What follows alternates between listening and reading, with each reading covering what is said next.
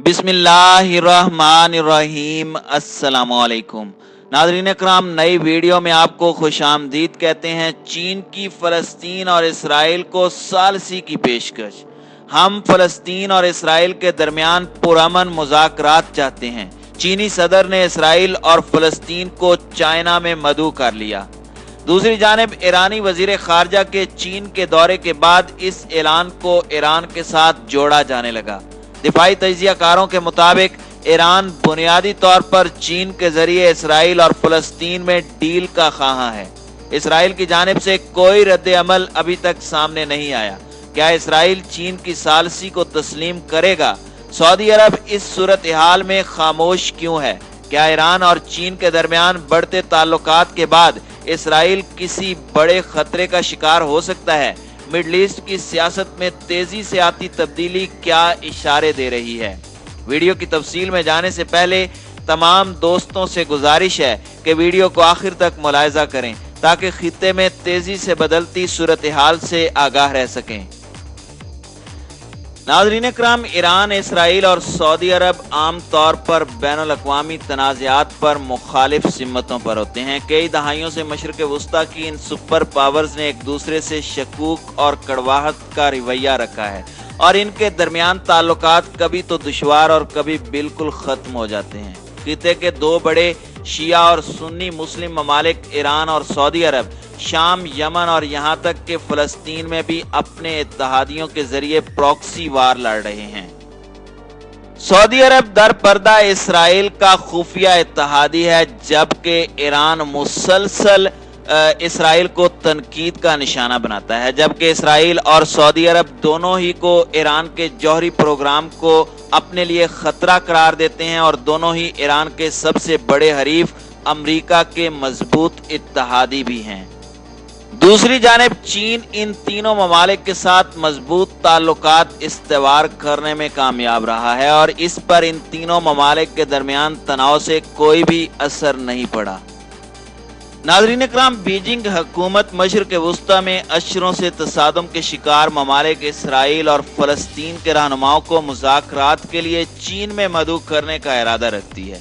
चीनी वज़ीर ख़ारजा ने कहा है कि बीजिंग हुकूमत इसराइलियों और फ़लस्तीनियों को अपने यहाँ मुज़ाकरात के लिए मदऊ करना चाहती है। चीनी वज़ीर ख़ारजा ने सऊदी अरब की तरफ से यमन जंग के खात्मे की पेशकश की भी हिमायत की है। सऊदी अरब के दौरे पर मौजूद चीन के वज़ीर ख़ारजा वांग यी ने मशरिक़ वस्ता में अमन व इस्तेहकाम के लिए 5 निकाती मंसूबे का इंकशाफ किया है। उन्होंने कहा है कि हम मशरिक़ वस्ता के ममालिक के दरमियान मुतबादिल एहतराम पर जोर देते हैं। चीन मशरिक़ वस्ता में जौहरी हथियारों के अदम फैलाव का मुतालबा करता है। खित्ते के जौहरी हथियारों से पाक होने को यकीनी बनाने के वास्ते खित्ते के ममालिक की कोशिशों को सपोर्ट करना चाहिए। चीनी वज़ीर ख़ारजा ने शाम और यमन के मामलात से मुतालिक उमूर में भी खित्ते के ममालिक की हिमायत की अहमियत पर जोर दिया है। चीनी वज़ीर ख़ारजा ने जोर दिया कि 2 रियासती हल को यकीनी बनाया जाए। उन्होंने बावर कराया कि चीन अपने यहाँ बातचीत के इजरा के वास्ते फ़लस्तीनी और इसराइली शख्सियात को दावत देगा। दूसरी तरफ इसराइली फौज ने दावा किया है कि इसराइली फ़िज़ाइया के लड़ाका तैयारों और जंगी हेलीकॉप्टर्स ने गजा में हमास के दफातर पर बमबारी की है। नाज़रीन इकराम, अमेरिका और इसराइल मिलकर ऐसे मंसूबों पर अमल पैरा हैं जो न सिर्फ खित्ते की सलामती और इस्तेहकाम के लिए खतरा हैं, बल्कि उन्होंने पूरी दुनिया की सलामती को खतरे का शिकार कर रखा है।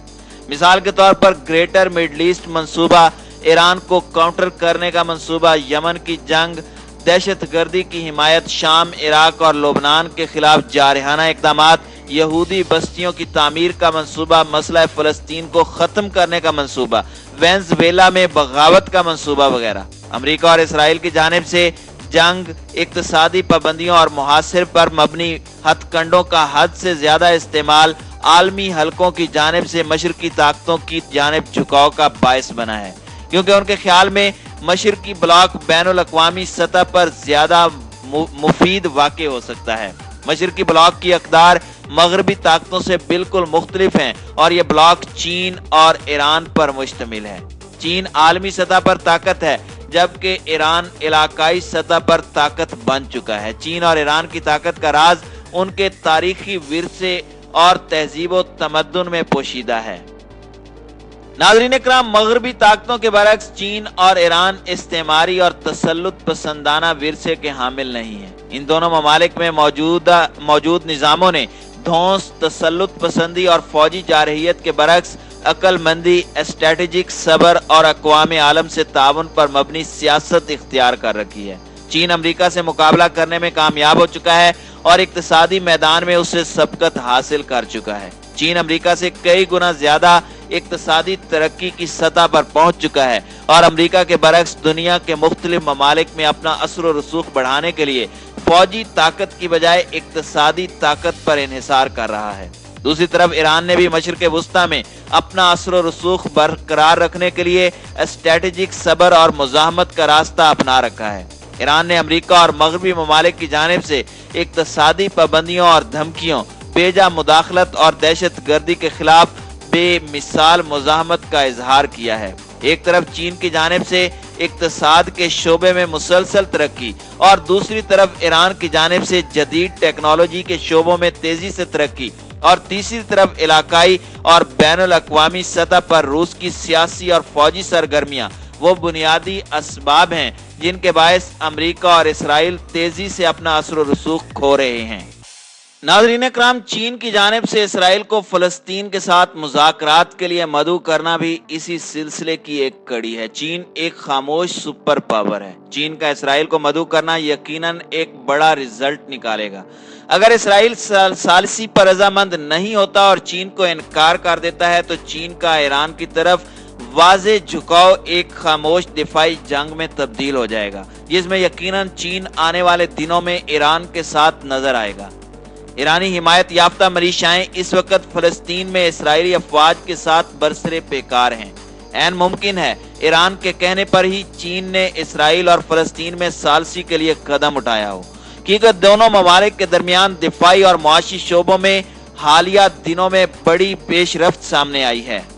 इसराइली इंतखाबात के मौके पर फलस्तीन के इलाके गजा की पट्टी से सेहूनी रियासत पर रॉकेट हमलों की भी इत्तलाआत मौसूल हुई हैं। दूसरी तरफ सोशल मीडिया पर एक वीडियो भी वायरल हुई है जिसमें वजीर आजम नेतन्याहू को रॉकेट हमले की खबर सुनने के बाद एक होटल से फरार होते देखा जा सकता है। अरब टीवी के मुताबिक नेतन्याहू बेरे सबा के एक होटल में थे जब उन्हें इत्तला मिली कि गजा की पट्टी से एक रॉकेट दागा गया। वो रेस्टोरेंट में जारी तकरीब छोड़कर वहां से भाग खड़े हुए। इस मौके पर लोगों की भीड़ भी देखी जा सकती है, जबकि वजीर आजम नेतन्याहू के अतराफ में भी लोगों ने घेरा बना रखा है। इसी दौरान इसराइली फौज ने ऐलान किया है कि गजा की पट्टी में फलस्तीनियों ने इसराइल के आम इंतखाबात के दिन नेतन्याहू के इलाके का दौरा करने के फौरन बाद ही जनूबी इसराइल पर रॉकेट दागे हैं। इसराइली फौज के एक बयान में कहा गया कि कुछ देर कबल गजा की पट्टी से इसराइली सरजमीन पर एक गोला दागा गया था, जबकि फौज के एक तर्जुमान ने तस्दीक की है कि एक मिसाइल खाली जगह पर आन गिरा था।